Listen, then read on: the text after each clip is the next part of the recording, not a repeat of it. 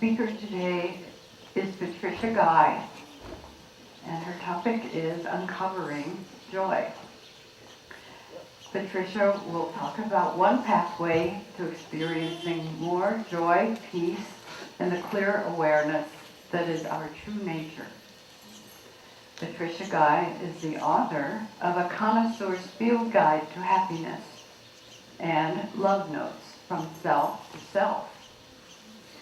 She has spiritual training in Cherokee, Tibetan, and Buddhist sacred traditions, and currently practices Nichiren Shoshu Buddhism with her husband David here in Ajijic. Let's welcome Patricia Guy.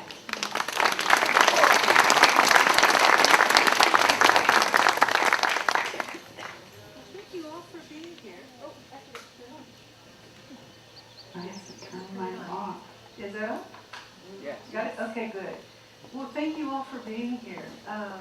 We are all so fortunate to be in this time where we get to come here in this beautiful garden, this beautiful valley, to have the time to explore whatever we want to explore together. It's just a huge gift. And my teachers often told me that they're like the circle of life story she was telling. There is sort of a pathway that we walk around what they called medicine wheel. And my teacher said that her grandfather would lay it out like rocks on a crescent, like a crescent moon. And then there was this invisible half. That was the bottom half. That's the unknown. And we, all of us, most of us in this space right now are entering this time of life. Most of us are, past about 55 or so. When they say that now's our time, we've learned a lot. We've received so much from life. It's our chance to share back what we've learned. So in my talk today, I'm not trying to teach anything you don't know. I'm not trying to proselytize or sell anything. I'm just honoring what my teachers said. It's time to share. You've been walking life for a time. What'd you learn? It's kind of like at the end of Wizard of Oz when they say, "What'd you learn, Dorothy?" Well, here's my "what'd you learn" moment. I've been incredibly fortunate to have the chance to sit with teachers from all over the world, from many, many, many different traditions. And there was a lot of commonality in what they taught. They all talked about, if you just scratch the surface of us a little, there's this baseline joy and happiness that's our true nature, who we really are. Before, as one teacher said, we became domesticated. And I looked last night on the internet, what does kind of like all our culture say about joy? And our culture says it's when you finally got something you really wanted, or you finally achieved this great thing. And the pictures on when you Google the images of joy are all these young people leaping in the air, right? Well, that's not what we're talking about. In the wisdom traditions, they're not talking about Christmas, the ecstatic joy when you rip open your presents and you finally got what you asked for.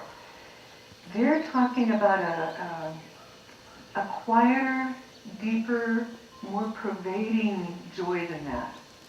It's like the background of who you are. It's not those ecstatic hormonal moments that we have when we're 20. The first time I encountered it, it was completely by accident. I was 16, sitting in a chemistry class, and they were breaking down what makes up a molecule. And they were down to the protons, the neutrons, the electrons. And then they were saying behind that, even smaller than that, is these little packets of energy that are vibrating. And I had one of those at once moments where I experienced, the best way I can describe it is, I've had to reach for like quantum physics to find words for it. Quantum physics talks about this ground of our being, this awakened awareness that's like all life essence aware of itself at once, is what it felt like. in that moment, it's not like I went anywhere. I was still sitting in my chair. The teacher and I are still dialoguing. We're still talking. But the experience of the awareness of the undifferentiated field of being was profound. And the joy in that, it starts from way deep inside and it just ripples out and ripples out and ripples out and ripples out till you can't feel the edges of it. And I'm talking to the teacher and I'm saying, so the only thing that makes the desk different than me is the molecules? Yep. The only thing that is different between this atom and that atom is how it vibrates? Yep. So magic is possible. And he goes, I wouldn't go that far. But it beginning to see that all there is energy that's vibrating in the space between, kind of opened doorways to being willing to receive the teachers that came. Very quickly after that, one of our neighbors had a son who had been stationed in Thailand during the Vietnam War. And one day he was walking along a pathway, stumbled into a stack of books, picked them up, they were Buddhist books. And this guy became a Buddhist monk after that. So I met him at Thanksgiving at my neighbor's house, and I'm 16. Start talking to him. And of course they told me how weird he is, right, before he came. And every experience that I was having, he was validating and saying, no, that's the Dharma. You know, that's what these teachers have been teaching about all these times. You know, there's words for that. And that's what got me reading Buddhist texts, was there's words for that. I needed something to help me make sense of the experience. So I was a little backwards. I went direct experience first and then intellect. So he gave me my first copy of Lao Tzu's Tao Te Ching, and everything yeah, like that, yeah, that's what it was. And then a little later in high school, somebody gave me a copy of Be Here Now. And every page is like, yeah, that's what it was, that's the words for it, that's what I needed. In our culture, we still need the words to go to the experience to match our experience, because we're so word-oriented. And a lot of these wisdom teaching ways, they didn't start with words. They went straight to direct experience. My Cherokee teacher talked about sitting in the medicine cabin with her grandparents. And they sat in meditation, and it was direct transference of consciousness. So there were no words. So when she came to teach us, she had to learn how to find the words.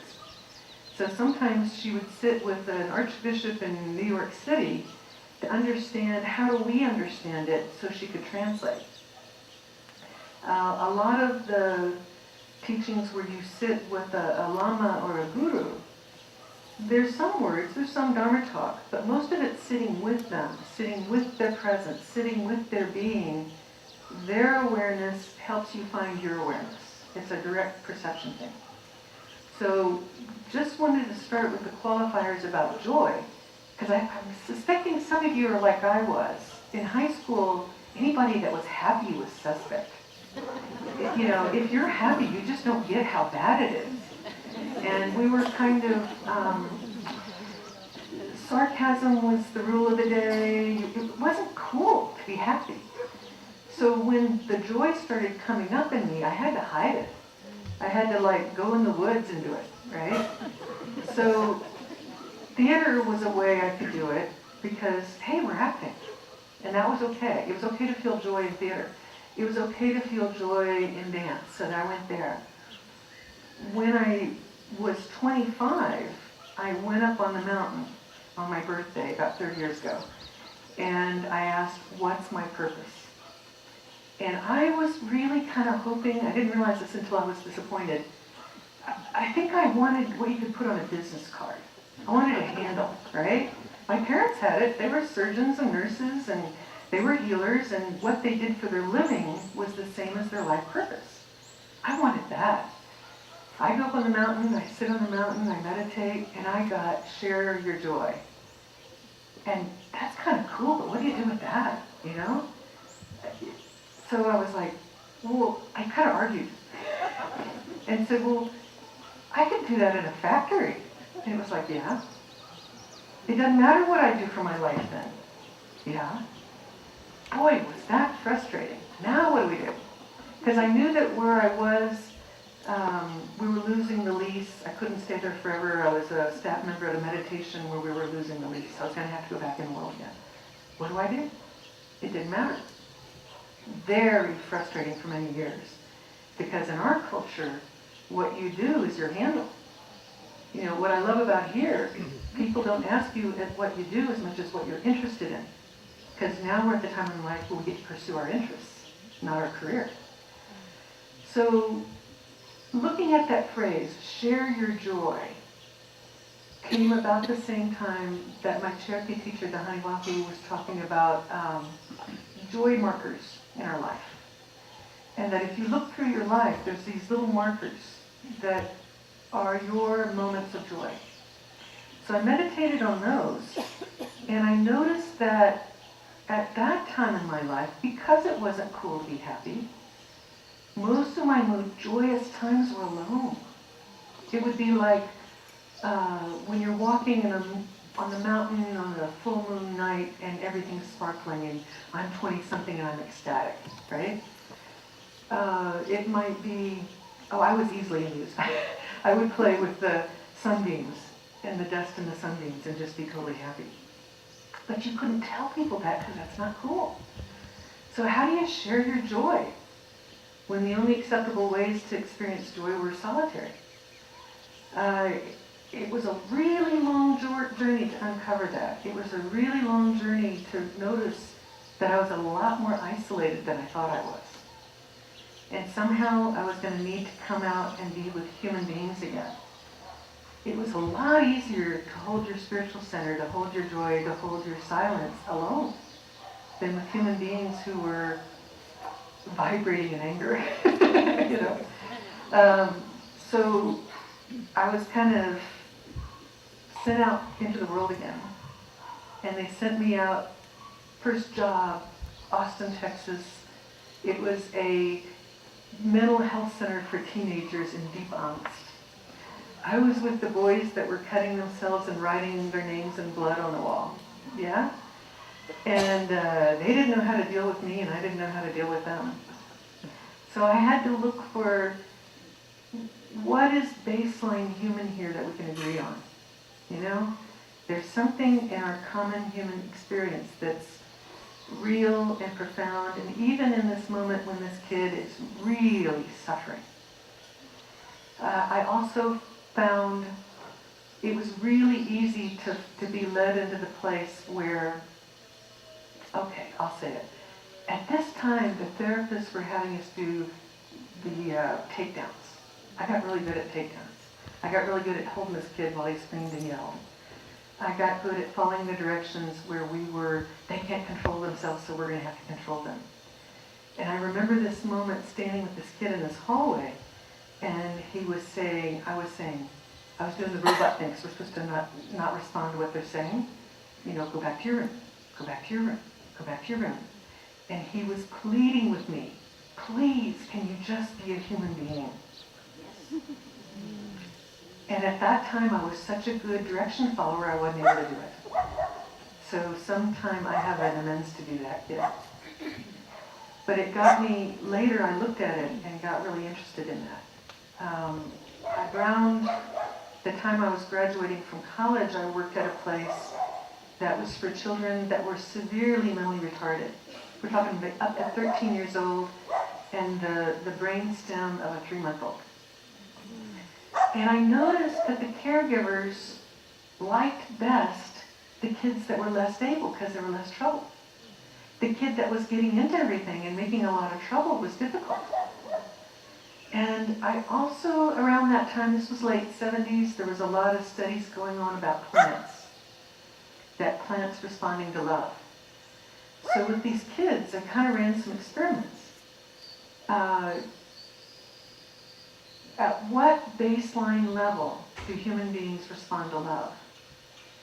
And I saw that it's not here. It's here. That these human beings, no matter how much brain function they had, really responded to love. I learned later that they did this study with kids. They put them in a classroom. They got two very healthy plants, same conditions on both plants. They asked the kids to look at how we talk to each other in our current cartoons. Have you all listened to that lately? Have you babysat? Oh my God, what they say to each other in these cartoons. Just horrific. Talk to these plants like they talk to each other in the cartoons. Talk to these plants with love, appreciation. Aren't you a gorgeous thing? Aren't you just beautiful? Watch what happens. These plants got really sick. The power of sarcasm, which comes from the word to rend the flesh. It's those, we say sticks and stones, words don't hurt us. Oh yes, they do. You know, how we treat each other, how we treat plants matters.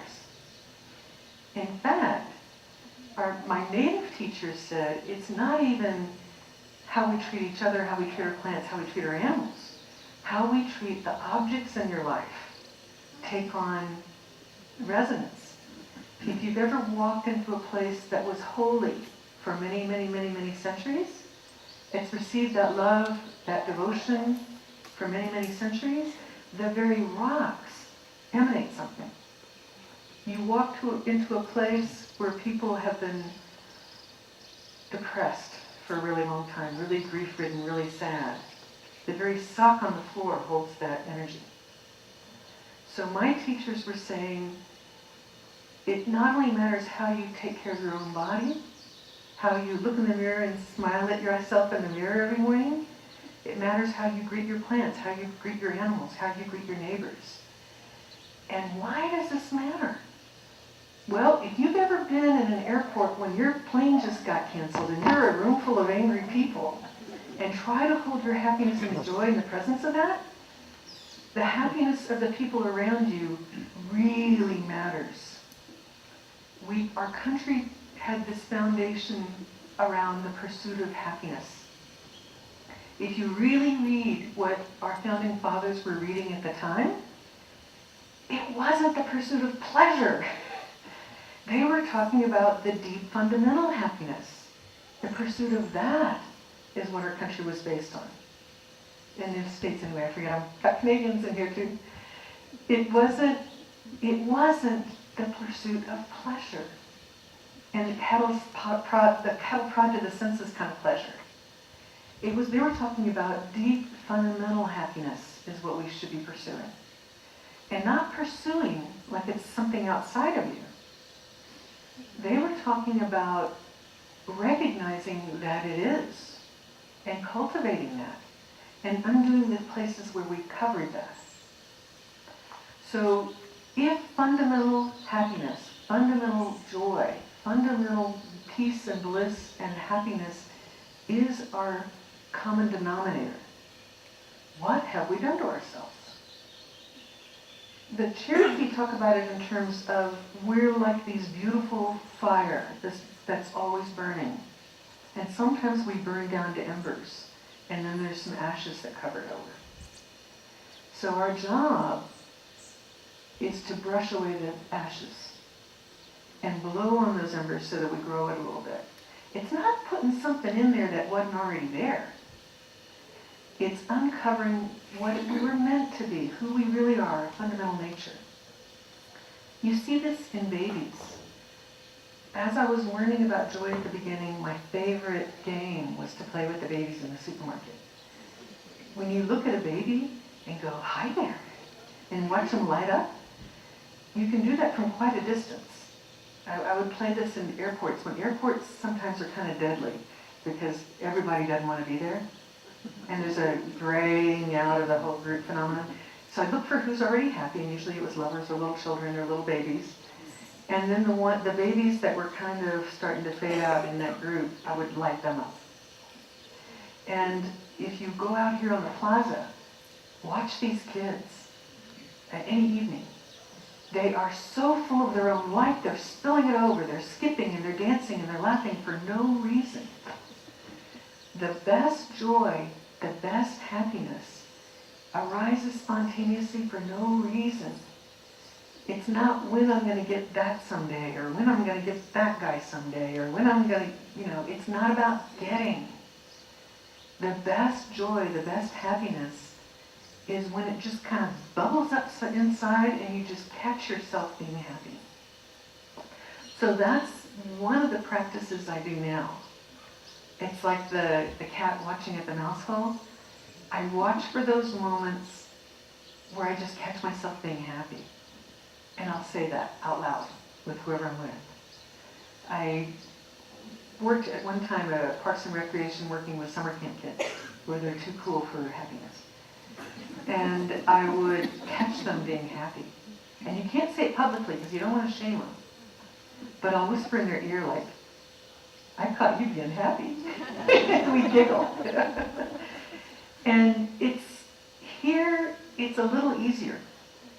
I notice that when I walk down the street, and even the guys that look pretty tough, if I smile and I greet them with, I see you, there's joy in there, they light up every time.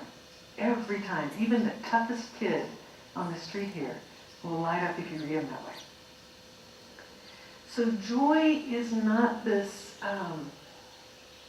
ephemeral, lost thing that you have to climb mountains for. It's really a process of undoing what God is covering it up. Let me give an example. When my father died, my twin brother and I were 10. We're 10. Everything's amusing when you're 10. We're in the limousine, playing with the windows going up and down. We'd never been in one of those electric window cars before. It was fun. And my older sister says, stop that, Mama's crying. And you get the message. Oh, I'm not supposed to be happy as long as anybody else in the family is unhappy. Well, we entered a 10-year period with grief in the family. I had to hide my happiness. I had to go like in the bushes with it and play with my trolls in the mud, you know?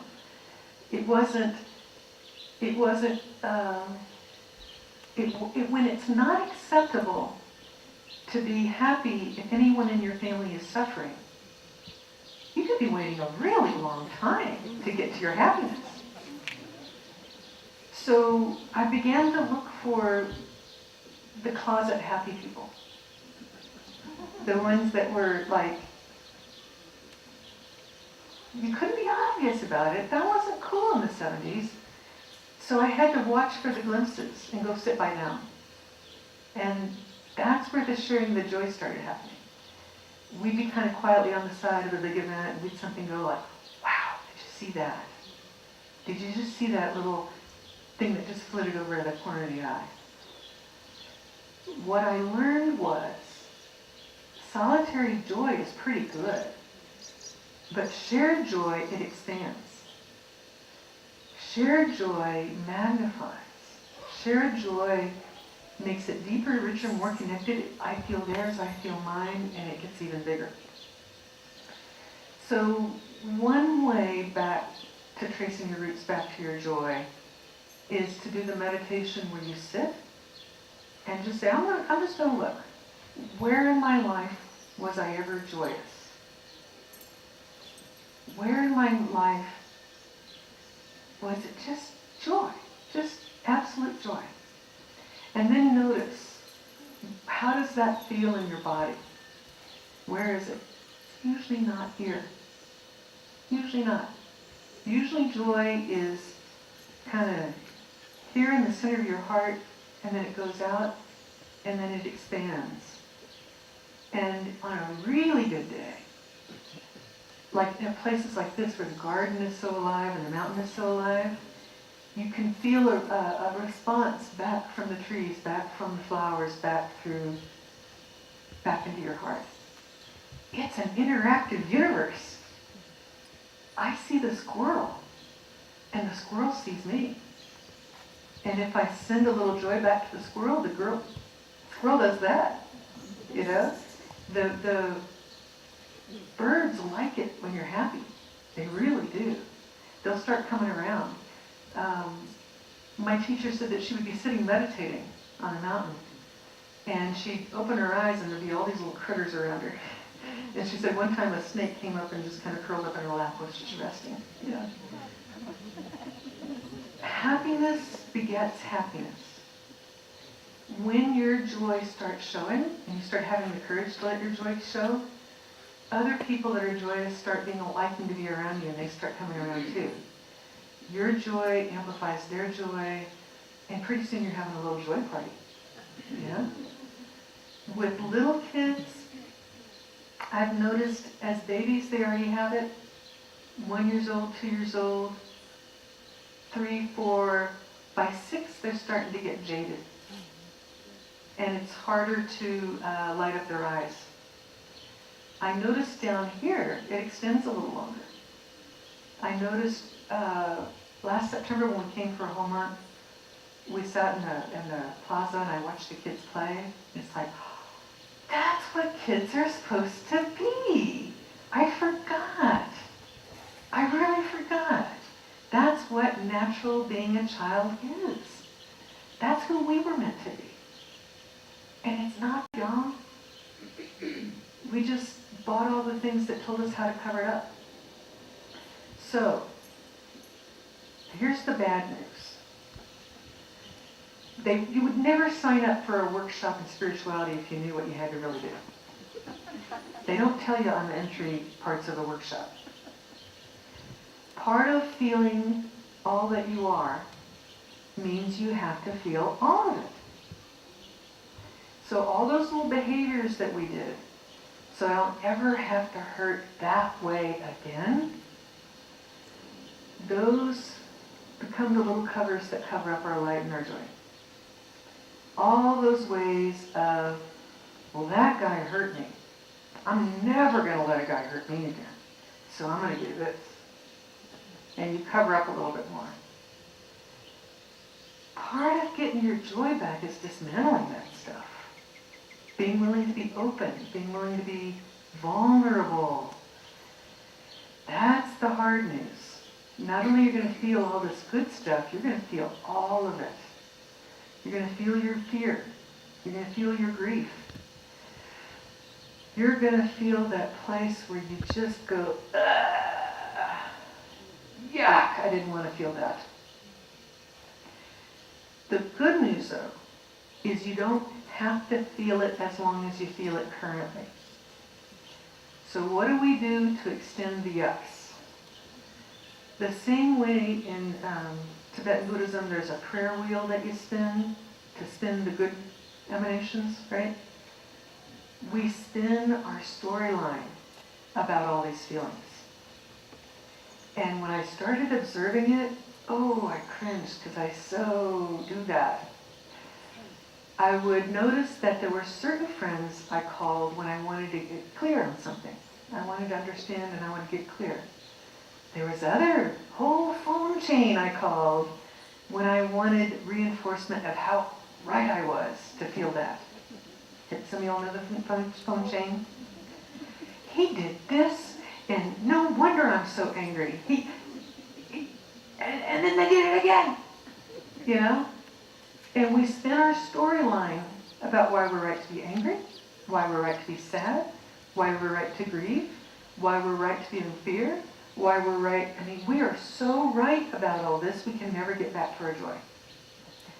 So being willing just a little bit to let go of that rightness and uncover, is it true? Is it true? Is it true? Is it true? Most of our storylines, when you really look at them, aren't true. They never were true. The actual experience that we are so afraid to feel, the experience of grief, the experience of fear, the experience of anger, the experience of depression. I was really afraid of depression. My twin brother committed suicide, my dad's older sister attempted, and his baby sister committed suicide. Suicide was in our family. I was terrified of depression. So doing the Tibetan practice of Lojong was pretty scary for me. It took a lot of courage. Lojong is like the 3 difficulties. The first one is whatever of these uncomfortable emotions are that you're experiencing that's strong for you. Dalai Lama says his is anger. From the time he's a little boy, he gets really angry. He still struggles with it today. Human being. you know? Okay, mine was, I was afraid of the depression, the anger, and the sadness behind all that. When you really sit with not my story about anger, but the energy of it, it can be pretty powerful. It rushes through you like a fire, and you feel the hot flush. You feel you want to clench it down, right? Because you want to put it back in the basement.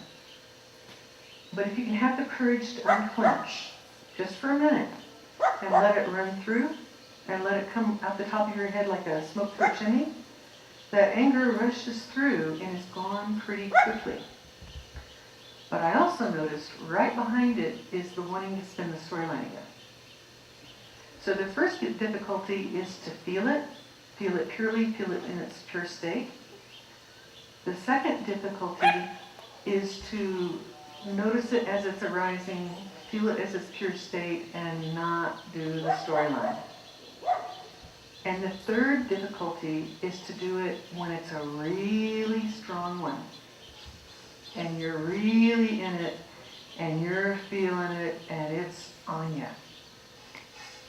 So today I acknowledge not only this incredible lineage keepers from all these different wisdom that came through my life. The people that really pissed me off have been some of my best teachers. But then you start to look forward to those. And you start to look forward to, oh good, now this is a good chance to practice because I'm really feeling this one, you know? And then you don't have to avoid any human beings, the pleasant ones or the unpleasant ones. So at first you want to sit with the people that are happy and joyous and be around them and feel that. Then later, even the one that's being a royal pain, you look forward to sitting next to them. Let it call my stuff up so I can feel it, so I can clear it, so I can move on. And this is how we get free. The Tibetans also talk about this little thing called Shempa. And I haven't found a word for it in English yet. But it's really what happens way before we get all the way to anger, or way before we get all the way to grief, or way before we get all the way to depression. You might wake up in the morning and notice this sort of little niggling anxiety, or a little discomfort, or a little just feeling unsettled in your skin. That's a really good time to breathe, stop, meditate, check in what's going on. So you first check in physically. What's going on in my physical body? How are we doing? What's happening emotionally? What's happening mentally? What's happening in these lighter things? Because sometimes it's not even us. Sometimes it's a lot of people died on the other side of the planet and we're feeling that if you're sensitive. What is it? Be willing to be with it. Be willing to be present. And be present with all of who you are right now. It takes a lot of courage to bring all of us to the present moment. But though it's our ground to be joy, that's really, as far as I've learned from all these traditions, the only way to get to the real joy that lasts, not the temporary hormonal fireworks joy. The real baseline joy, you gotta go right through all of it with your whole self. Like the hokey pokey, you gotta put your whole self in, your whole self out. Bring all of you to the table, even the parts that are unpleasant. So with that, I'll end. Wish I had better news for you. But I'll take questions.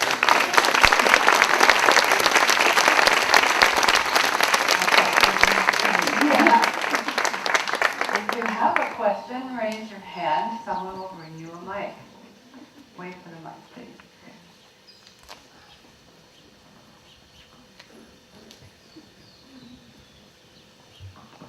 You are an exceptional speaker. I value you did not have one note. Everything came from deep inside. Yeah. So you are very credible. And you also use the pronoun we. And I value that greatly.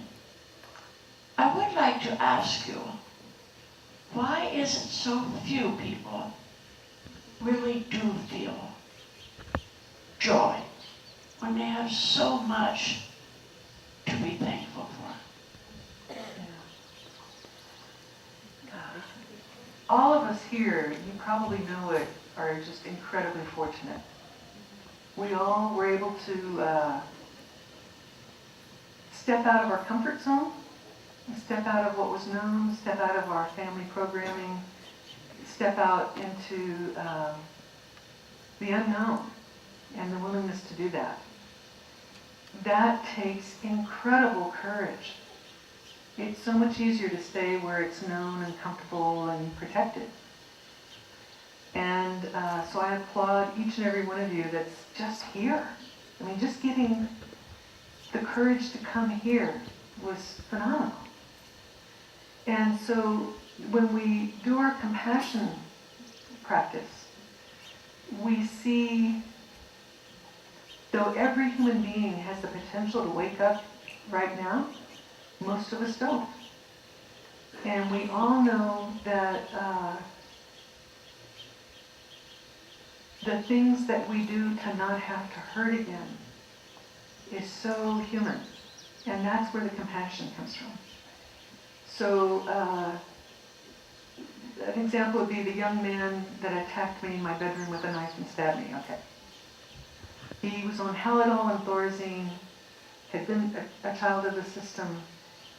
The way Jesus said, they know not what they do. They don't.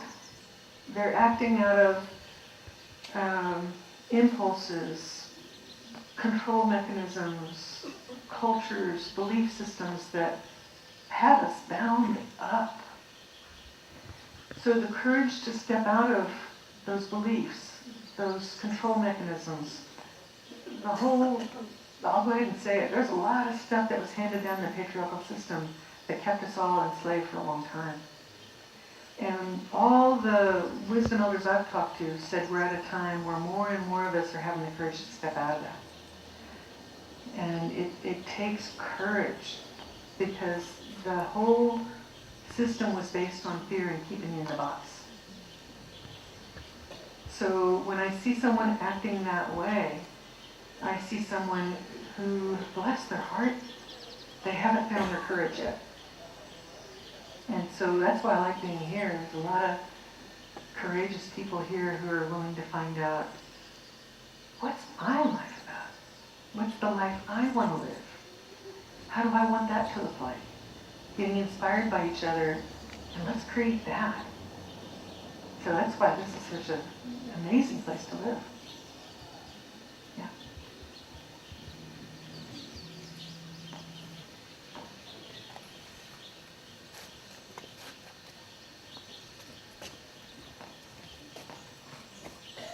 Patricia, you know that I'm Canadian. Yeah.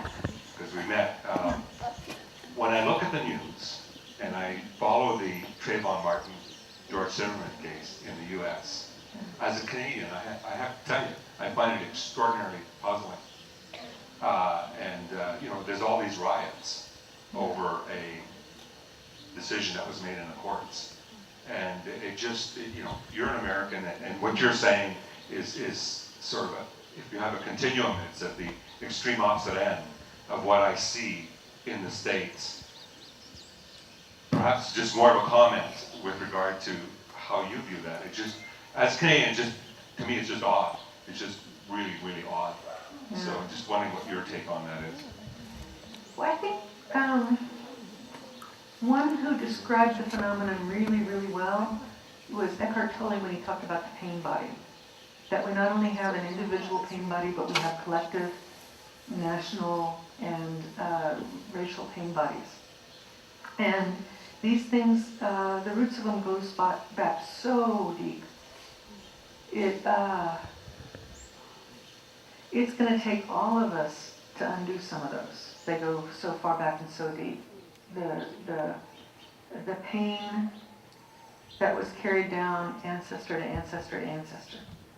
I have some to clean up because my ancestors were slave owners. And there were stories we told ourselves in the South to make it palatable and make it okay. It's like, oh, but we were the good ones, you know? We're the ones that were kind to our slaves. We said things like that, right? The mental, emotional, physical, and spiritual enslavement that human beings have done to human beings all over the world has set ripples of pain throughout all of us. And the Mayan elders, the Cherokee elders, the Tibetans, they're all saying, it doesn't just hurt us. There are beings in other dimensions that we're connected to, and they feel our pain too. So it's not just cleaning up our own life, cleaning up our own neighborhood, cleaning up our own village, cleaning up our own country. We're affecting beings in other dimensions we're not even aware of with this horrific pain to pain to pain to pain to pain to pain. So when my teacher said we have a spiritual duty to be happy, it's for real. And when you really look at that sentence, it's not my husband's job to make me happy. It's not the government's job to make me happy. It's not the Dalai Lama's job to make me happy. I have a spiritual duty to uncover my own happiness. And it takes a lot of courage, because this stuff, when you really dig down a few layers, is really painful. So the signs of our time is a lot of this old stuff that we didn't want to look at is up in our face right now. And collectively and individually, we got to look at it. And we can't just say it's those people over there. We have to say, where is that in my life? Where have I done it? And some of us that believe in past lives, we're even looking at our past lives and saying, is there something karmically I can clean up now for what I did in a past life? And it takes a lot of work. But thank you. It's a big one right now. Yeah.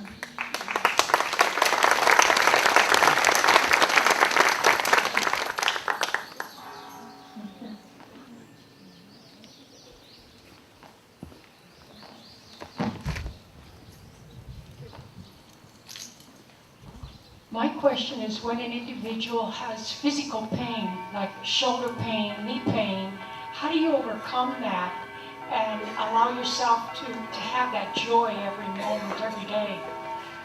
I have actual experience with this. Okay.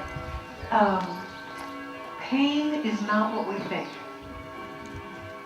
There were times, especially after my knee surgery, where it was very poignant, right here. You know, a lot of sharp, sharp, sharp pain. In meditation, what you want is a point of focus. It can be a mantra, it can be an image, it can be a word, it can be a thought. Pain can actually be an incredible opportunity for meditation because it's so insistent. As one philosopher said, you know, many things we follow, but pain we obey, right? It's not going anywhere, it's going to be there. What I experienced when I meditated on the pain in my knee, especially when it's sharp, pointed, and insistent, when I really observe it, breathe through it, make space around it, it moves around the body. It's not as localized as I thought.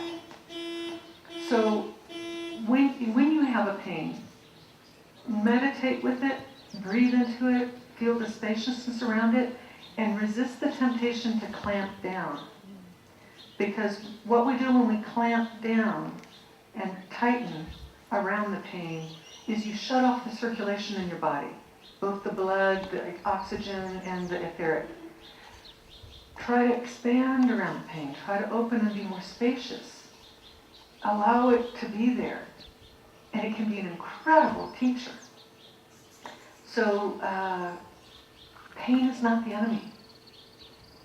Our thoughts about the pain and our thought that it should not be there is actually more of an enemy. And the tension around the pain, the clamping, I don't want to feel that, is actually more of the enemy than the pain itself. So becoming friendly with the pain, allowing it to be there. Ooh, we're gonna be sitting together for a while. You know, it doesn't mean you hurt yourself on purpose. There were some spiritual traditions that went down that way. Unnecessary. Life is going to give us enough. But with the ones that are there, breathe into it, make space, be as relaxed as you can, be friendly with it, invite it to the table, and see what happens. Yeah.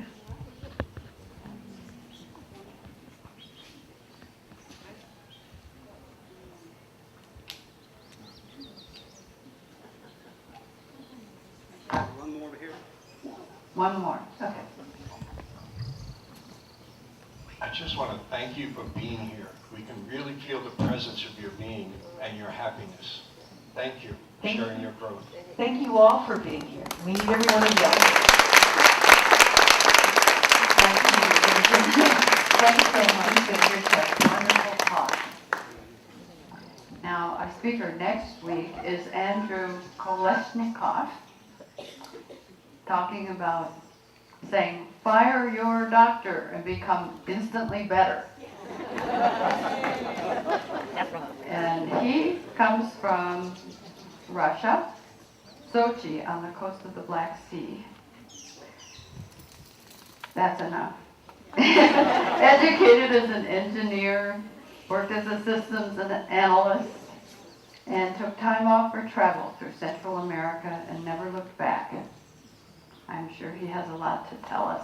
Nobody knows your body like you do, and you have incredible power within you. Don't give it away. So dispose properly of your coffee cups and stack your chairs. Turn on your cell phones, and we hope to see you next week.